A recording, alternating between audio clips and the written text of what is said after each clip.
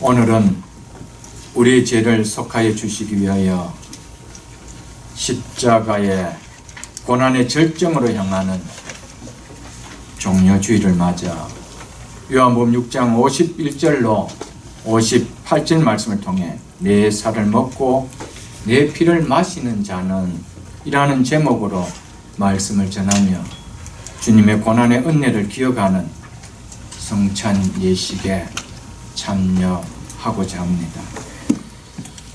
오늘 본문은 우리가 잘 알고 있는 예수님께서 보리떡 5개와 물고기 2마리로 남자 장정만 5,000명을 풍족히 먹이시고 12광기를 남기신 오병이어의 기적사건이 주는 참 의미가 무엇인지를 예수님께서 말씀해 주신 내용입니다.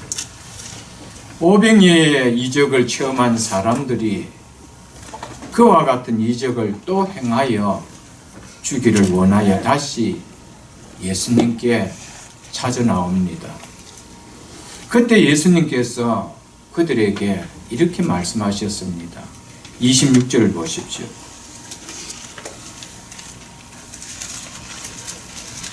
예수께서 대답하여 이르시되 내가 진실로 진실로 너희에게 이르노니 너희가 나를 찾는 것은 표적을 본 까닭이 아니요 떡을 먹고 배부른 까닭이로다.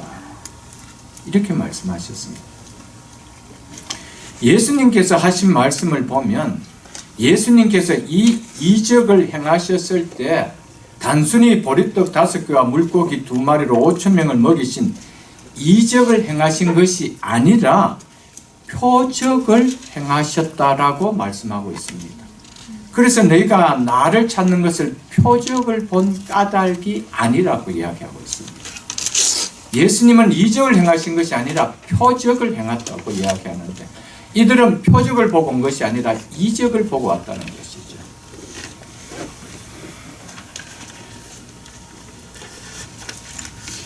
표적은 어떤 의미를 보여주기 위하여, 즉 어떤 메시지를 계시하기 위해서 상징을 담아 일으키는 특별한 사건을 가리켜서 표적이라고 이야기합니다. 그래서 표적은 미러클이라고 말하지 아니하고 사인이라고 그래서 말하고 있습니다. 오병이어의 이적은 이적을 일으킨 사건 자체가 본질이 아니라는 것이죠. 그런데 그 보리떡 5개와 물고기 2마리로 풍족하게 배부림을 체험했던 그들은 그 자체가 본질인 줄 알고 그 자체를 한 번 더 일으켜 달라고 왔던 것이죠.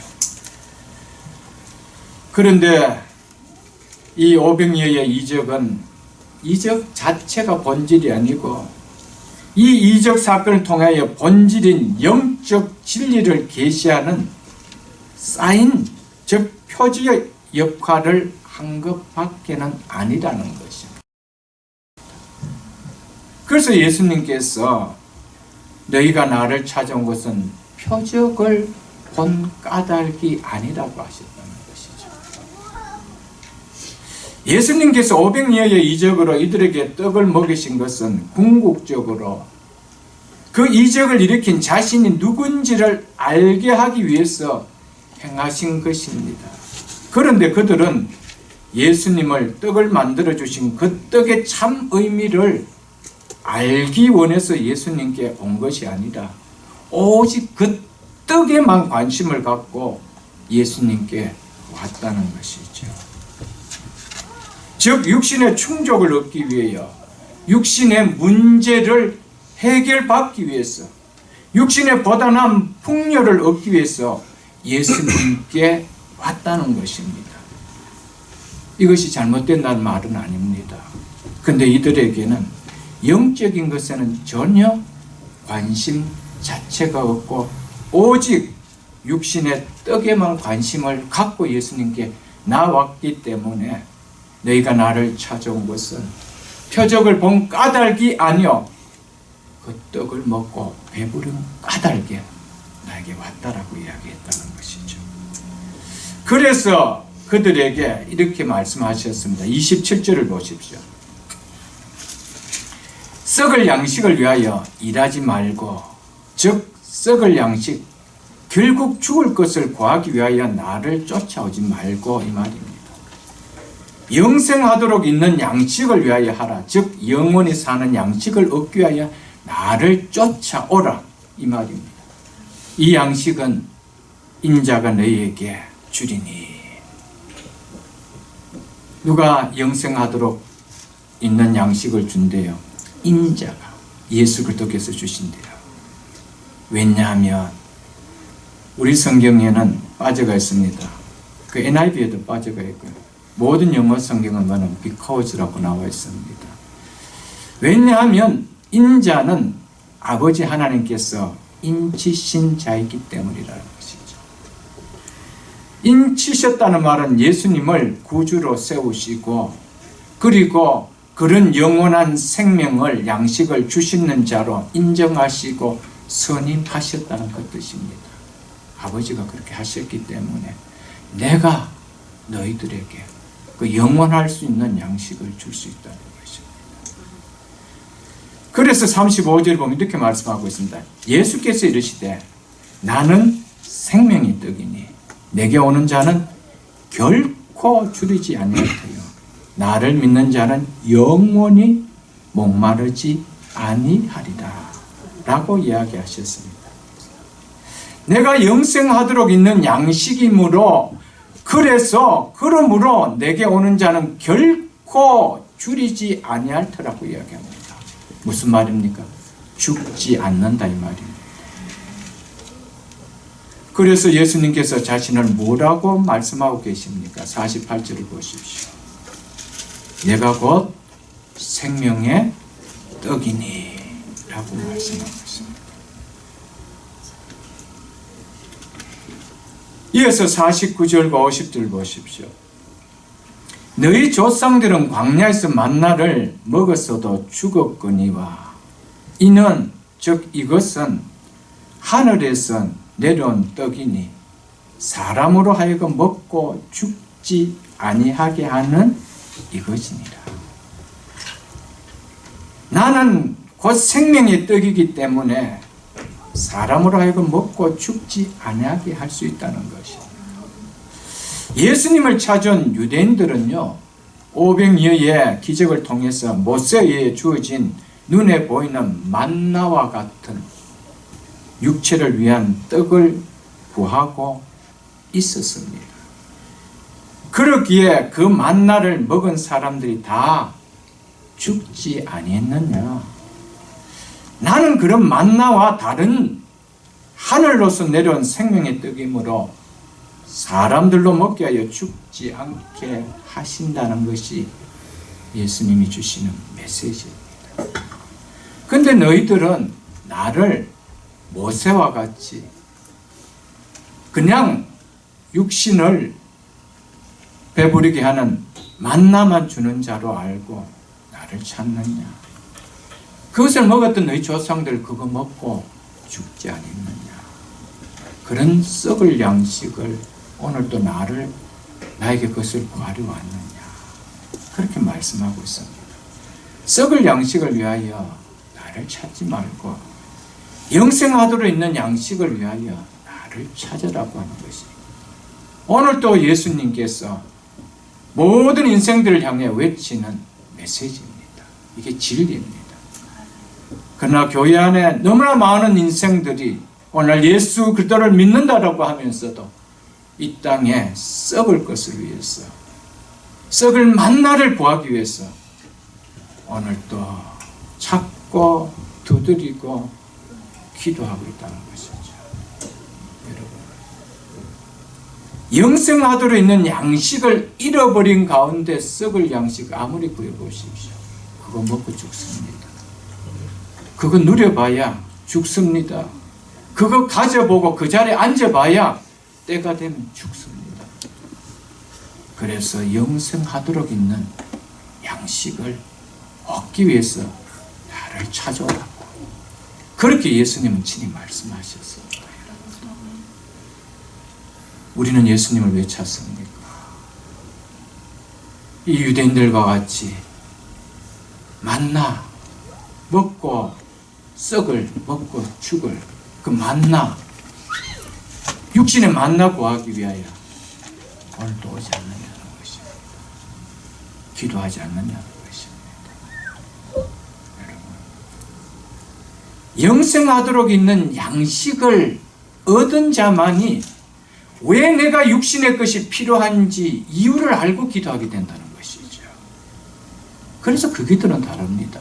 그 기도는 결코 정욕을 위한 기도가 되어질 수가 없습니다. 여러분, 우리는 많은 경우에 이들과 같이 내 육신을 위한 만나를 구하는 정욕의 강구를 위하여 주님을 찾을 때가 많음을 깨닫고 고난 주간을 보내면서 우리 한 번 더 왜 주님을 믿고 왜 주님을 따르고 있는지 한번 돌아볼 수 있는 시간이 될 수 있기를 축복합니다.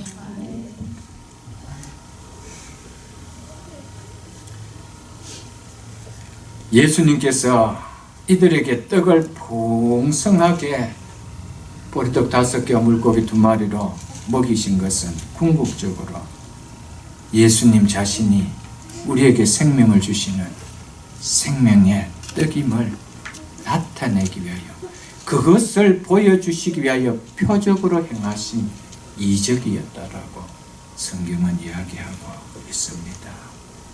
오늘 본문 51절을 보십시오. 나는 하늘에서 내려온 살아있는 떡이니 사람이 이 떡을 먹으면 영생하리라. 내가 줄 떡은 곧 세상의 생명을 위한 내 살이니라 하시니라. 이 떡이 구체적으로 무엇이라고 51절에는 말씀하고 있습니까? 내가 줄 떡은 곧 내 살이니라. 곧 예수님 자신의 살이라고 하고 있죠. 곧 예수님 자신의 몸이라고 말씀하고 있습니다. 이 살을, 이 몸을 너에게 주어 먹게 하여 영원한 생명을 주기 위해서 내가 이 땅에 육신이 되어 왔다라는 것이 예수님이 이 말씀을 통해 주시는 메시지입니다. 즉 우리에게 영원한 생명을 주시기 위하여 십자가에 살을 찢고 피를 흘리기 위하여 이 땅에 오셨다는 것입니다. 그래서 53절로 54절을 보십시오. 예수께서 이르시되 내가 진실로 진실로 너희에게 이르노니 인자의 살을 먹지 아니하고 인자의 피를 마시지 아니하면 너희 속에 생명이 없느니라. 내 살을 먹고 내 피를 마시는 자는 영생을 가졌고 마지막 날에 내가 그를 다시 살리리니 라고 하셨던 것입니다. 생명을 주는 내 살이 어떤 살이라고 합니까? 어떤 몸이라고 합니까? 피를 흘리는 찢어진 살이라고 하고 있죠. 인자의 살과 인자의 피라고 그렇게 구체적으로 말씀해 주고 계십니다. 인자의 살을 먹지 아니하고 인자의 피를 마시지 아니하면 너희 속에 영원한 생명이 없다라고 했지요. 그리고 인자의 살을 먹고 인자의 피를 마신 자는 영생을 가졌다라고 했습니다. 그래서 예수님께서는 세상의 생명을 위한 내 살이라고 했습니다. 그래서 이 살을 먹고 이 피를 마시는 자는 생명되는 내 몸 자체를 너희 속에 넣으면 이 말입니다. 그런 자에게는 너희 속에 영원한 생명이 있겠고 영생을 가졌지만 그렇게 하지 아니하면 너희 속에 생명이 없고 영생이 없다라고 성경은 이야기하고 있습니다. 제가 여러분들에게 그러면 질문을 드리겠습니다. 여러분 중에, 우리 중에 예수님의 살을 먹고 피를 마셨기 때문에 영원한 생명을 얻어서 하나님의 자녀가 된 분이 계십니까? 아무도 없잖아요, 여러분들. 근데 왜 성경은 인자의 살을 먹고 인자의 피를 마시지 아니하면 너희 속에 생명이 없다라고 이야기할 거예요. 인자의 살을 먹고 인자의 피를 마시는 자는 영원한 생명을 가졌다라고 이야기할 거예요. 그러면 성찬 예식을 통하여 떡과 잔을 받는 사람은 그 속에 영원한 생명이 있습니까? 그 이야기입니까? 아닙니다. 그 이야기가 아닙니다. 인자의 살을 먹고 인자의 피를 마신다라고 예수님께서 오늘 본문을 통해 주신 미닝이 무엇인가를 우리는 분명하게 알아야 된다는 것이죠. 47절을 보십시오. 진실로 진실로 너희에게 이르노니 믿는 자는 영생을 가졌나니. 여기서는 믿는 자는 영생을 가졌다라고 하고 있습니다. 그렇지요? 그런데 54절에서는 인자의 살을 먹고 인자의 피를 마신 자는 영생을 가졌다라고 이야기합니다. 그렇다면 인자의 피를 먹고 인자의 살을 먹고 인자의 피를 마신다는 것은 무엇에 대한 설명인가를 우리는 47절에서 알 수가 있지요. 그리고 40절도 보십시오. 내 아버지의 뜻은 아들을 보고 믿는 자마다 영생을 얻는 이것이니 마지막 날에 내가 이를 다시 살리리라 하십니다. 54절 말씀 똑같습니다. 보십시오. 이 말씀하고 내 살을 먹고 내 피를 마신 자는 영생을 가졌고 마지막 날에 내가 그를 다시 살리리라. 그러죠. 그러면은 인자의 살을 먹고 인자의 피를 마신다는 것은 무엇에 대한 설명입니까? 먹고 마신다는 표현은 믿는다는 것에 대한 은유적 표현인 것을 우리가 알 수가 있지요.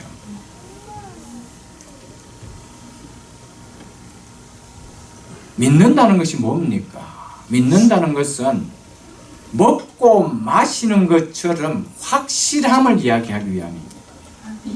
여러분, 내가 밥을 먹었는지 안 먹었는지 치매가 안 걸린 이상은 다 압니다. 그렇지 않아요? 그렇기 때문에 믿는다는 것은 먹고 마시는 것과 같이 예수 그리스도의 살을 먹고 예수 그리스도의 피를 마시는 것 같이 예수 그리스도의 십자가의 죽으심을 내가 확실히 믿는지 안 믿는지 내가 아는 것을 이야기합니다. 그것을 이야기하기 위해서 믿음이 무엇인지 이야기하기 위해서 먹고 마심으로 이야기했다는 것입니다. 여러분, 내가 예수 그리스도를 십자가 여기서 예수님 인자의 살을 먹고 인자의 피를 마신다는 것은 궁극적으로 십자가상에서 예수님께서 살을 찢으시고 피를 쏟으시는 십자가의 죽음을 이야기합니다. 그 십자가의 죽으심이 왜 죽으셨는지 그것을 내가 확실히 먹고 마시는 것 같이 확실히 믿는 자 속에는 뭐가 있다는 겁니까? 영원한 생명이 있다라고 이야기합니다. 여러분, 믿음이라는 것이 그렇게 불확실합니까? 여러분, 우리는 자꾸 어떤 행위를 가지고 구원을 이야기하려고 할 때가 너무 많죠. 내가 아직 이렇게밖에 못 살기 때문에 나는 구원에 대해서 아직 확신을 못합니다. 이런 자꾸 행위적인 구원, 다른 복음을 자꾸 갖다 대는 것이죠. 저는 수없이 은혜의 복음을 이야기했는데 받아들이기는 자꾸 행위의 복음을 이야기한다는 거죠. 난 아직 이렇게 살지 못했어. 그래서 저는 아직 구원에 대한 확신이 없습니다. 이렇게 이야기합니다. 여러분이 밥을 먹은지 안 먹은지 모릅니까? 예수 그리스도의 십자가의 죽으심이 어떤 죽음으로 내가 믿고 있는지 안 믿고 있는지 내가 모릅니까? 그렇다면 내 속에 영생이 있고 영생이 없는 것은 확실하다는 것이죠. 그걸 이야기합니다. 인자가 살을 찢고 인자가 피를 쏟았는 것 네가 확실히 믿느냐? 그것을 먹고 마시는 것처럼 네가 확실히 믿느냐는 것이죠. 그러면 너희 속에 생명이 있다. 그걸 이야기하는 거예요.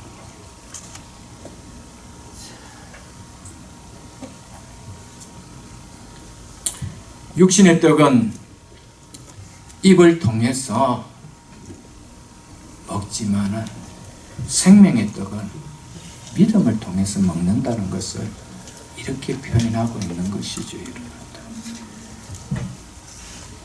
예수님은 이 땅에 여러분과 저에게 영원한 생명을 주시기 위하여 자신의 살과 자신의 피를 십자가에 다 찢고 쏟으신 것, 그러기 위하여 이 땅에 오신 것을 믿습니까?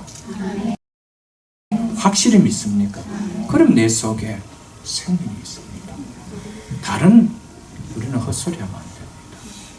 내가 아직 이렇게 믿음 생활이 이렇게밖에 안 되었어. 이건 자꾸 우리의 뭡니까? 행위 구원을 이야기하려고 하는 것이죠. 거기에는 생명이 없습니다. 구원은 믿음을 통해서 얻어집니다. 이 믿음이 내 속에 은혜로 누려지기 때문에 그 은혜가 우리를 뭐 하는 것이죠? 그렇게 살아가도록 바꾸는 것이죠. 그렇게 살아서 구원 얻으려고 해보십시오. 유대 종교와 다를 바가 하나도 없습니다. 그것은 율법입니다. 그거는 그렇게 하려고 하면 할수록 힘쓸수록 우리를 죽이는 것이죠. 그것은 우리가 살아갈 수 없는 삶이죠. 그래서 예수님께서 이 땅에 오셨을 때 너희들이 이렇게 살아야 구원을 얻는다라고 가르쳐 주시기 위해서 오신 거 아닙니다. 내가 너희를 위해서 다 구원을 이루었기 때문에 이거 없으면 믿으면 된다라고 외치기 위해서 예수님 자신이 오셨다 이 말입니다. 아멘. 이것을 위해서 오셔서 다 죽으시고 다 이루어졌는데 우리는 자꾸 우리의 의지로 이루려고 하고 있죠. 왜 그렇습니까? 사단이 자꾸 부추기기 때문에. 세상의 마인드는, 세상의 가치관은 내가 무엇을 좀 뭔가 해야 그래도 덧보이지 않느냐, 하나님 이쁘게 봐주지 않느냐, 그래서 구원을 베풀어 주지 않느냐, 이거 것이죠. 여러분, 그것이 아닙니다. 하나님은 무조건적으로 정말 십자가에 내가 살을 찢고 피를 흘린 거 너의 죄를 사기 때문인 것을 네가 믿느냐? 그거 하나는 내가 족하다는 거예요. 그거 하나는. 그런데 그 은혜가 나의 인생을 덮을 만큼 복잡하다는 겁니다. 그래서 그 은혜가 나를 강권해가고요. 나의 삶 속에 예수 그리스도를 닮아가게 하는 거룩한 성화의 삶이 이루어진다는 것이죠. 어떻게 우리가 나를 위하여 십자가에 살찌고 피 흘리신 예수님을 믿는데 영원한 생명이 이루어진다는 것입니까? 그래서 마지막 날에 우리가 다시 부활한다라고 말씀하고 있습니까? 56절을 보십시오. 내 살을 먹고 내 피를 마시는 자는 내 안에 거하고 나도 그의 안에 거하나니 이 사실 때문이라는 것이죠. 예수님이 내 안에, 내가 또 그분 안에 거하기 때문에 우리 속에 영원한 생명이 일어나고 마지막 날에 다시 부활의 몸으로 부활할 수 있다는 것입니다. 영생은 바로 영원한 생명을 가지신 예수 그리스도와 연합 때문에 일어난다는 사실입니다. 아멘. 그래서 요한복음 1장 4절에 보면 사도 요한은 그 안에, 그분 안에 생명이 있으니 라고, 이 예수 그리스도와 연합됨이 없고는 죄인인 우리에게 어떠한 생명도 영생도 일어나지 날 수 없다라고 이야기했습니다. 그 안에 생명이 있으니, 영원한 생명을 가지신 그분이 내 안에, 내가 그분 안에 하나로 연합할 때 영생이 일어난다는 것이죠. 근데 뭐 착한 일을 해서 영생이 일어납니까? 육은 육이요. 믿으십니까? 육은 육일 뿐입니다. 영원한 생명은 영적으로 일어나는 일이기 때문에 육으로는 될 수 없는 일이라는 것이죠.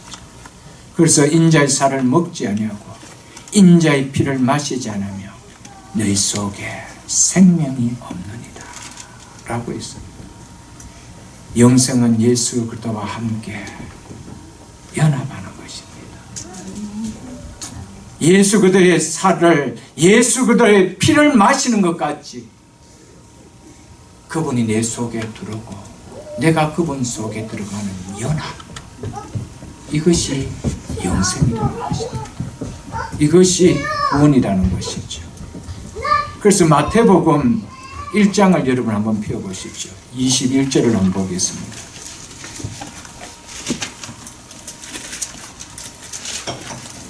마태복음 1장 21절에 이렇게 말씀하고 있습니다. 아들을 낳으린 이름을 예수라 하라. 이는 즉 이름을 그렇게 짓는 이유는 이 말이죠. 그 이름의 뜻과 같이 그가 자기 백성을 그들의 죄에서 구원할 자이심이니라 하니라. 이렇게 말씀했습니다. 예수님은 죄에 빠져 영원히 죄값으로 멸망당해야 할 여러분과 저를 구원하시기 위하여 이 땅에 오셔서 십자가에 죽으셨다는 것입니다. 그가 자기 백성을 그들의 죄에서 구원하시기 위하여 오셨다라고 합니다. 그래서 그 이름을 구원자라, 예수라 그렇게 지으라고 한 것이죠. 그러면서 22절, 23절 이어서 보십시오. 아주 중요한 이야기를 하고 있습니다. 이 모든 일이 된 것은 주께서 선지자로 하신 말씀을 이루려 하심이니 이르시되 보라 처녀가 잉태하여 아들을 낳을 것이요 그 이름은 임마누엘이라 하리라 하셨으니 이를 번역한즉 하나님이 우리와 함께 계시다 함이라. 이것은요 죄에서 구원하신 구원이 어떻게 이루어짐을 말씀해 주시기 위하여 또 다른 이름을 붙여주신 것입니다. 어떻게 한 아기에게 두 이름을 지어주는 부모가 있나요? 없습니다. 그런데 또다시 그 이름을 예수라고 또 다른 이름을 임마누엘이라고 그렇게 이름을 지으라고 하죠. 이것은 자기 백성을 그들의 죄에서 구원하시는 그 구원이 어떻게 일어나는 것인지를 설명해 주기 위해서 주신 말씀입니다. 어떻게 이루어진대요? 하나님이 성자 하나님이신 예수 그리스도가 우리와 함께 계심으로 이렇게 구원은 이루어진다는 겁니다. 구원은 하나님의 생명에서 떠난 인생이 영원한 생명을 가지신 하나님께 함께 함으로 이루어지는 것, 이것이 구원이요 구원의 방법이라는 것입니다. 하나님을 떠난 것이 뭡니까? 죽음이라고 이야기합니다. 그래서 하나님의 생명에서 떠나노라 라고 이야기하죠. 하나님을 떠나는 것은 곧 하나님의 생명에서 떠나기 때문에 죽음이라고 합니다. 영생은 뭡니까? 하나님과 함께하는 것입니다. 그래서 하나님과 영원히 분리된 곳이 그것이 지옥입니다. 하나님과 영원히 함께하는 곳이 천국입니다. 다른 것이 아닙니다. 갈라디아서 3장 27절에 이렇게 말씀하고 있습니다. 사도 바울은 누구든지 그리스도와 합하기 위하여 세례를 받는 자는 이렇게 말씀하고 있습니다. 이 말씀처럼 세례는 죄로 말미암아 영원한 죽음의 형벌을 받아야 할 인간인 우리가 죄를 사해 주신 영원한 생명 대신 예수 그리스도와 연합하여 영원한 생명을 얻는 구원 사건, 이것이 바로 세례라는 것입니다. 세례는 예수 그리스도와 연합하는 것. 그래서 누구든지 그리스도와 합하기 위하여 세례를 받는 자는 이렇게 이야기해요. 세례가 뭡니까? 예수 그리스도와 연합을 말합니다. 세례가 무엇입니까? 구원을 이야기합니다. 세례는 영원한 생명이 우리 속에 들어오는 사건을 가리켜서 세례라고 이야기합니다. 그래서 고린도전서 12장 13절에 보면요, 우리가 다 한 성령으로 세례를 받아 한 몸이 되었다고 말했습니다. 우리가 누구의 몸에 한 몸이 되었다는 것이죠? 생명 대신 예수 그리스도께 한 몸이 되었다. 무엇을 통하여? 성령으로 세례를 받는 이 사건을 통해서. 이처럼 세례는 생명 대신 예수 그리스도와 연합하는 사건임을 잊어서는 안 됩니다, 여러분. 영원한 생명 대신 예수 그리스도와 연합한 이 신비로운 사건은 우리가 행할 수 있는 사건이 결코 아닙니다. 성령님께서 행하신 일이기에 성령으로 세례를 받아, 즉 성령으로 그리스도의 몸에 연합되었다라고 성경은 기록하고 있습니다. 그래서 요한복음 3장 8절에서 사도 요한은 성령으로 세례받은 자를 가리켜서 성령으로 난 사람이라고 표현을 했던 것이었습니다. 영원한 생명이 임하는 구원이 이루어지는 예수 그리스도와의 연합하는 사건은 성령으로 세례를 받아 이루어지는 일이므로 이 일을 가리켜서 성령 세례라고 함을 여러분 잊지 마십시오. 집회에 가서 막 불받고 넘어지고 자빠지는 것을 가리켜서 성령 세례라고 하면 안 됩니다. 성령 세례는 구원의 역사가 일어나는 본어게인 사건을 가리켜서 성령 세례라고 하면 잊어서는 안 됩니다. 이 성령 세례는 예수 그리스도의 살을 먹고 피를 마실 때 일어나는 것입니다. 즉 십자가에서 살을 찢으시고 피를 흘리신 예수님이 왜 그런 고초를 당하셨는지 믿어질 때 내 속에서 일어나는 사건입니다. 그래서 내 살을 먹고 내 피를 마시는 자에게는 영원한 생명이 있고라고 이야기했습니다. 내가 왜 살을 찢고 피를 쏟아야 했는지 그 이유를 알 때 내 속에 이 역사가 일어난다는 것이죠.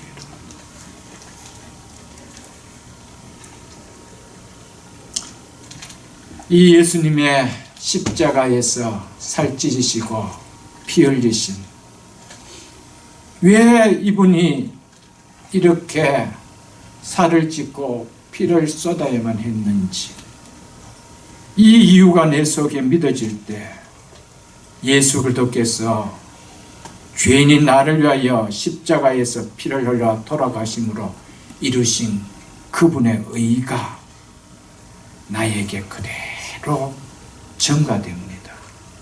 그래서 내 속에 그분의 의가 들어와서 우리를 향해서 하나님은 의롭다라고 칭해 주시는 것이죠.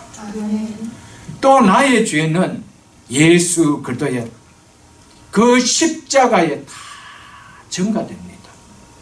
그래서 사도 바울은 내가 그리스도와 함께 십자가에 못 박혔다라고 그렇게 말했던 이유가 여기에 있지요. 여러분, 이것은요, 성령께서 우리의 죄를 그분에게 전가시키시고 그분의 의가 우리 속에 들어오게 하시는, 이것이 성령으로 이루어지는 성령 세례라는 것이죠. 이것이 어떻게 우리가 인간이 착하게 살아서 이루어집니까? 그래서 본어게 나는 이 사건을 가르쳐서 성령으로 난 사람이라고 이야기해서는 잊어서는 안 됩니다, 여러분. 그래서 로마서 6장 3절에 보면요, 그리스도 예수와 합하여, 즉 그도 예수와 연합하여 세례를 받은 우리답고 한 이유가 여기 있습니다. 여러분. 세례는요, 그분과 연합하는 사건이기 때문에 그분과 연합하여 세례를 받은 이렇게 이야기하고 있습니다. 믿습니까? 세례는 예수 그리스도와 연합하는 영생이 일어나는 사건이죠. 이 사건은 인자의 살을 먹지 아니하고 인자의 피를 마시지 아니하는, 그분이 왜 십자가에서 살을 찌시고 피를 흘리신지 그 이유를 네가 믿지 아니하면 이 연합된 사건이 일어나지 않는다는 것이죠.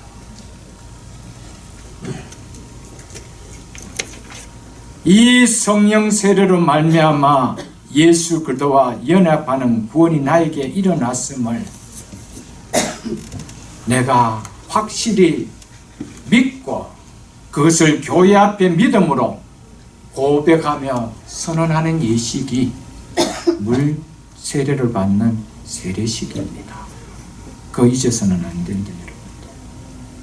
그리고 내가 예수 그리스도와 연합되어 구원이 이루어졌음을 기억하는 은혜의 예식이 바로 우리가 반복적으로 행하는 성찬 예식입니다. 그래서 성찬은 세례를 받으신 분만이 받을 수가 있습니다. 누구나 받게 한다면 그건 교회가 죄를 범하는 겁니다. 그러나 아무리 물세례를 받았다 할지라도 예수님이 나의 죄를 대속하여 날 구원하시기 위하여 십자가에서 살을 찢고 피를 다 흘리신 모진 고난을 당하셨다는 사실이 믿어지지 않는다면 아직 예수 그리스도와 연합된 자가 아니므로 성찬을 받았으면 안 됩니다. 마태복음 26장 27절에서 28절에 이렇게 말씀하고 있습니다.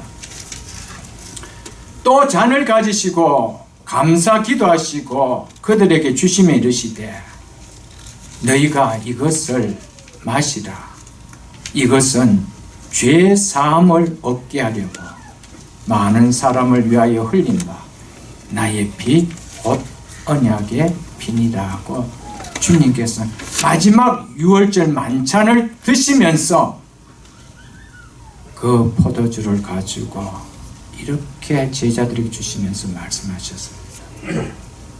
이것은 죄 사함을 얻게 하려고 많은 사람들을 위하여 흘린 바 나의 피 곧 언약의 피라고 말씀하셨습니다.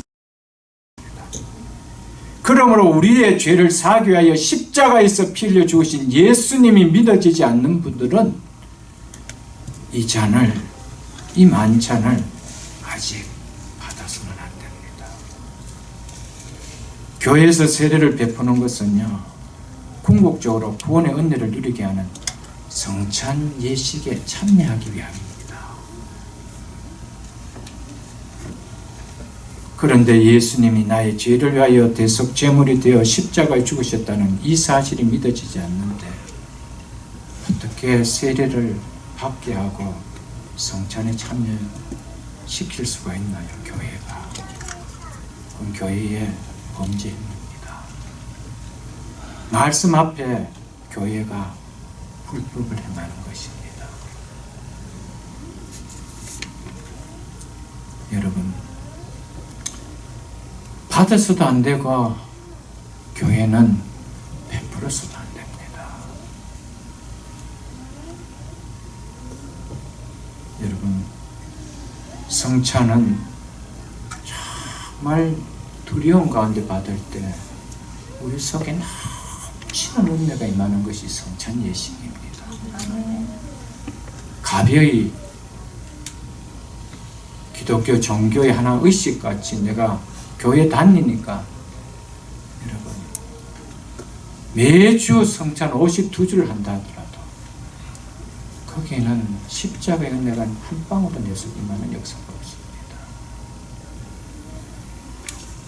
내 속에 성령 세례로 말미암아 예수 그리스도와 연합되어진 이 구원의 은혜가 누려질 때 이 성찬은 우리에게 말로 다 할 수 없는 은혜가 되었다는 것이죠.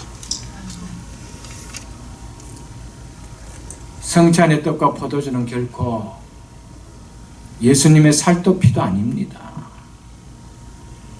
그리고 그것이 내 입에 들어갈 때 그렇게 변화되는 것도 결코 아닙니다. 떡은 끝까지 떡이요, 포도주는 끝까지 포도주일 뿐입니다. 그것은 십자가의 죄인인 우리를 위하여 살찌시고 피를 쏟은 것에 대한 상징일 뿐입니다. 그것을 가지고 그 은혜를 기억하고 기념하는 것 뿐입니다. 그런데 그 기념하는 그곳에 성령님이 함께해 주셔서 은혜를 주신다는 것이죠. 그 사실을 우리는 성찬을 받으면서 잊어서는 안 됩니다. 그래서 성찬 예식은 우리를 사랑하셔서 자신의 생명까지 주신 예수님의 그 사랑과 그 놀라운 구원의 은혜를 기억하며 감격하며 받아야 되는 예식임을 또한 잊어서는 안 됩니다. 사복음서를 보면 예수님께서 성찬식에 대해서 구체적으로 말씀하신 부분이 다 기록되어져 나오는데, 요한복음에만 예수님께서 성찬 예식을 제정하시며 제자들에게 주시는 말씀이 기록되지 않습니다. 그 중요한 말씀이.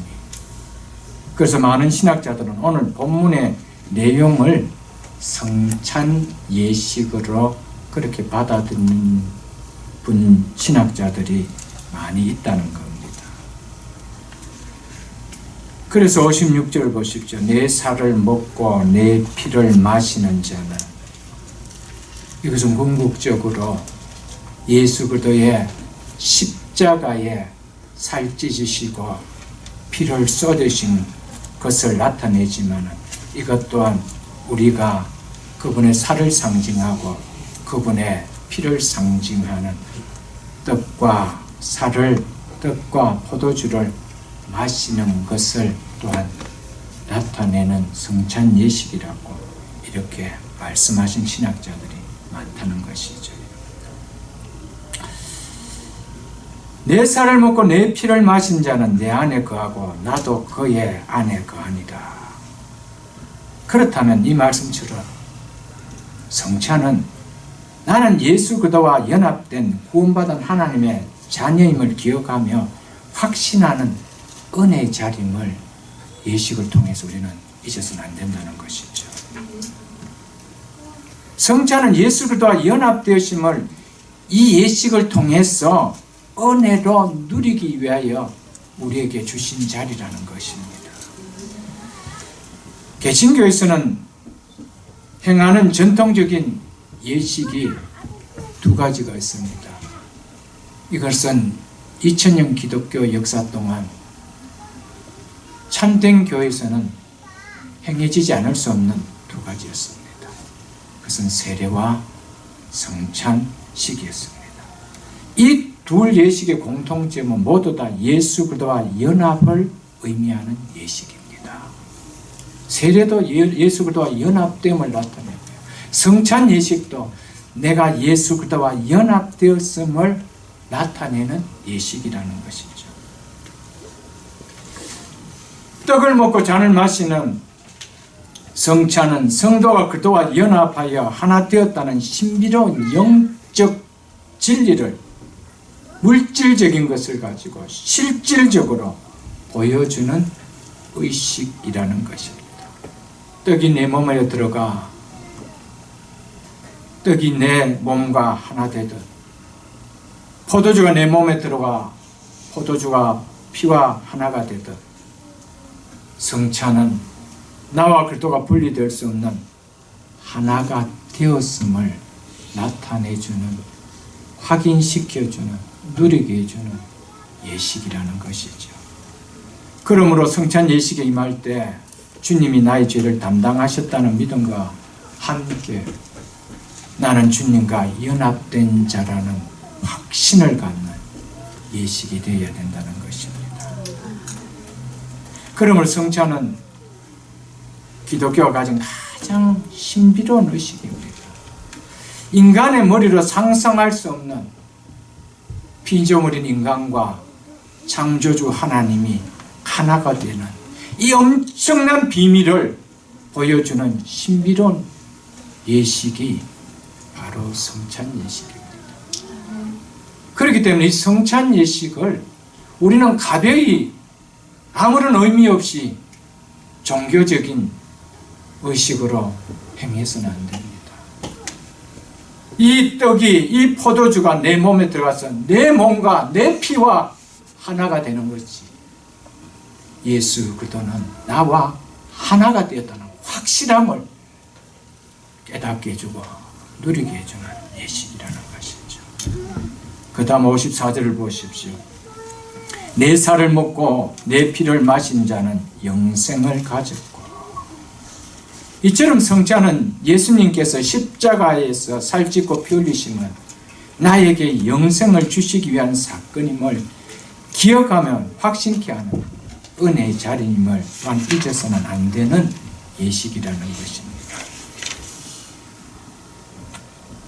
그래서 성찬은 떡과 포도주를 먹고 마시는 걸로 인해서 예수님의 영원한 생명이 내 속에 있음을 내가 한 번 더 확신하는 것입니다.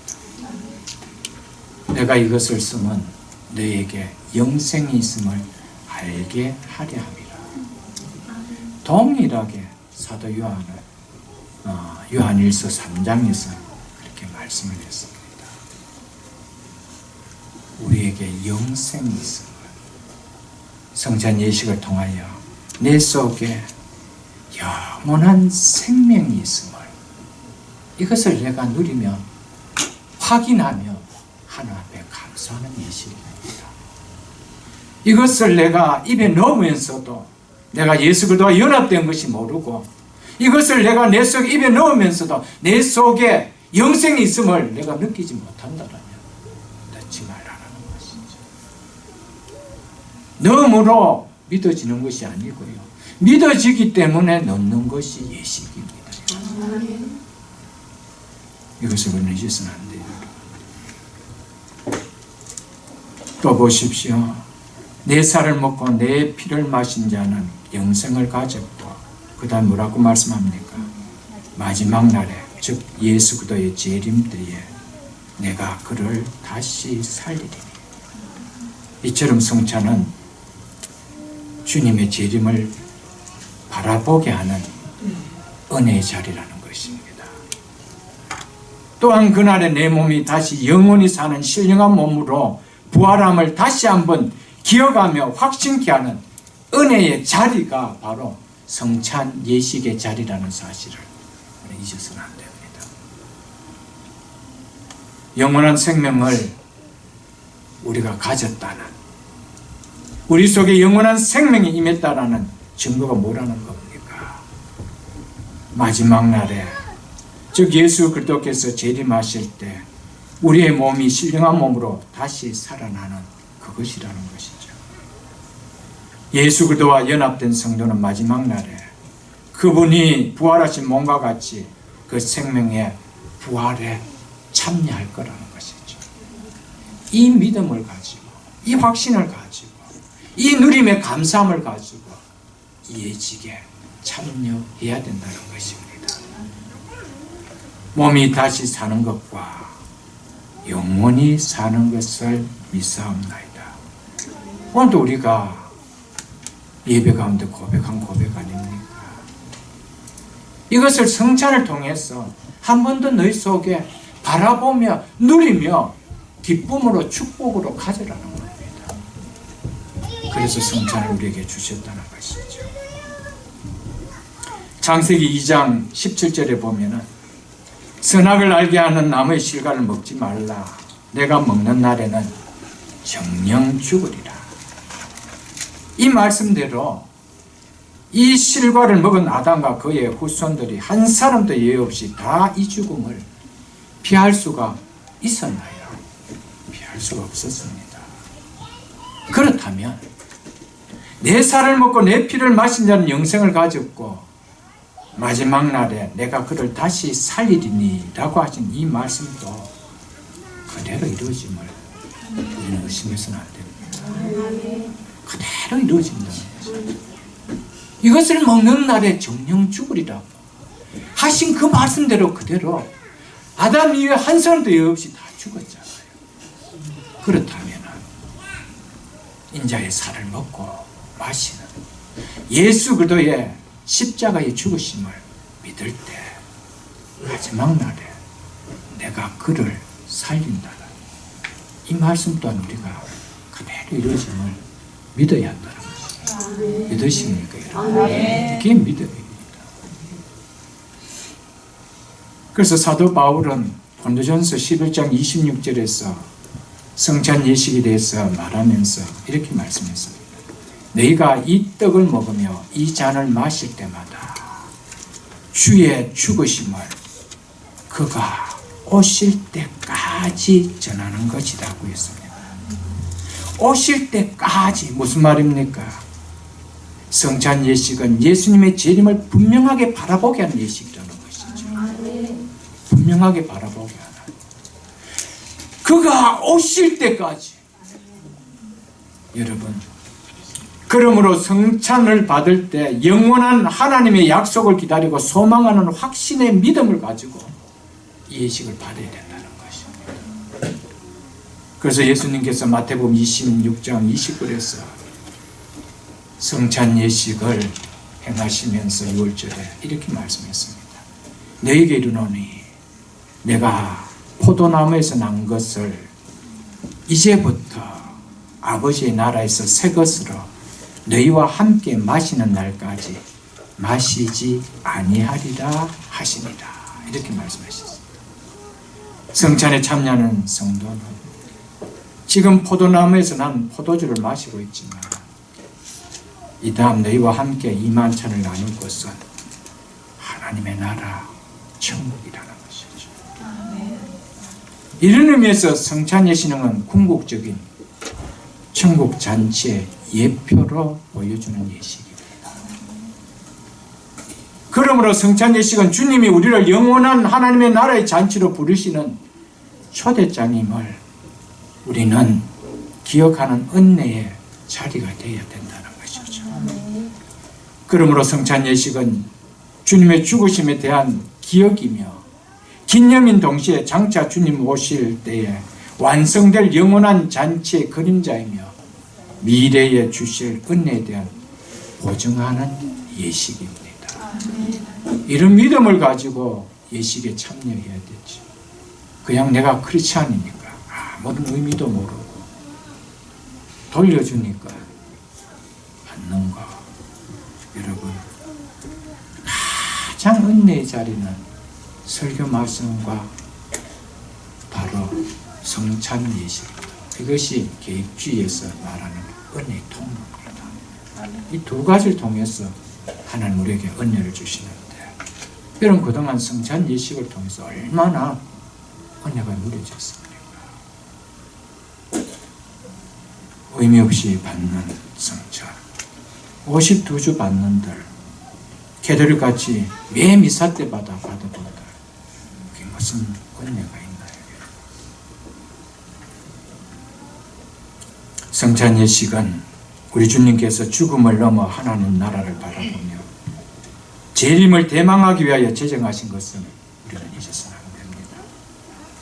그래서 55절에 내 살은 참된 양식이라고 했습니다. 참으로 생명을 주는 양식이요 내 피는 참된 생명을 주는 음료라고 이야기했습니다. 거짓이 없는 것이라는 것이죠. 이 말에 대한 확실한 보증을 해줄 수 있는 것이라고 말씀하고 있습니다. 57절을 보고 말씀을 뵙겠습니다. 살아계신 아버지께서 나를 보내시매 내가 아버지로 말미암아 사는 것 같이 나를 먹는 그 사람도 나로 말미암아 살리라. 나를 먹는 그 사람도 나로 말미암아 살리라 라고 하신 이 말씀처럼 성찬은요 성도의 정체성을 기억하며 확신케 하는 은혜의 자림을 잊지 마십시오.